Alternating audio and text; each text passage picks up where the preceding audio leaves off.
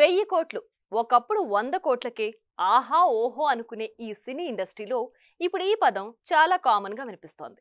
అయితే వినిపించినంత ఈజీగా కలెక్షన్లు కొల్లగొట్టలేం అన్నది ఈ మధ్య భారీ అంచనాలతో వచ్చి బోల్తా పడ్డ సినిమాలను చూస్తేనే అర్థమవుతుంది.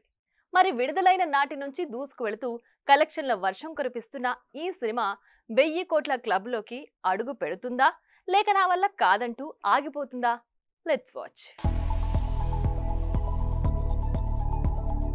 ఎప్పుడైతే సినిమా విజయాలని డేస్ నుంచి క్రోర్స్లో కొలవటం మొదలుపెట్టామో అప్పటి నుండి 100 రోజులు కాస్త 100 కోట్లుగా మారిపోయింది.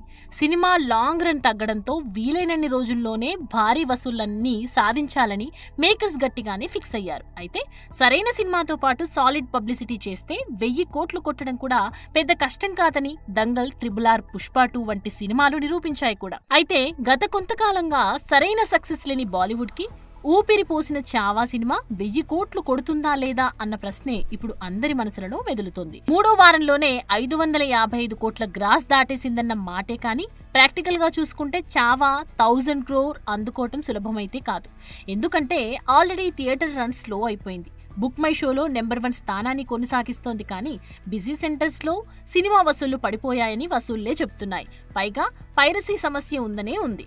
అందులోనే కంటెంట్ పరంగా ఇది ఒక కులం, ప్రత్యేకించి మహారాష్ట్రకు సంబంధించినది కావటంతో కొన్ని వర్గాలు చావాకు దూరంగా ఉన్నాయి. లేదంటే జవాన్, స్త్రీ 2 లాగా కలెక్షన్స్ మరింత వేగంగా దూసుకెళ్లేవి. ఇలా ఎలా చూసినా 1000 కోట్లు అందుకోవటం కష్టంగానే కనిపిస్తోంది. ఒకవేళ సాధిస్తే అద్భుతమని చెప్పొచ్చు. చైనా, జపాన్ లాంటి దేశాల్లో భవిష్యత్తులో విడుదల చేసిన అక్కడి జనాలకు ఏ మేరకు కనెక్ట్ అవుతుందో చెప్పడం కష్టమే. ఓటీటీ రిలీజ్ కూడా 50 రోజుల తర్వాతే ఉంటుంది. పైగా చావాని తెలుగులో అల్లు అరవింద్ వంటి స్టార్ ప్రొడ్యూసర్ చేతిలో పడింది కాబట్టి చూడాలి, మునుముందు కనీసం మరిన్ని మంచి వసూలుని సాధిస్తుందేమో. For more videos like this, subscribe Big TV channel.